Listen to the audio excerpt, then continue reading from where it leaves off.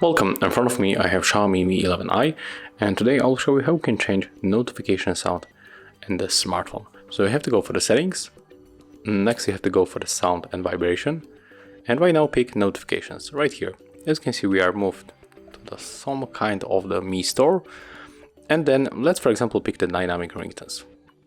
Pick notifications, and as you can see there we got the birds. Okay, its audio is turned off, let's turn it on. I'm going to change the volume to let you hear that. So there's the two defaults. We can go for the more by tapping here. So check it out.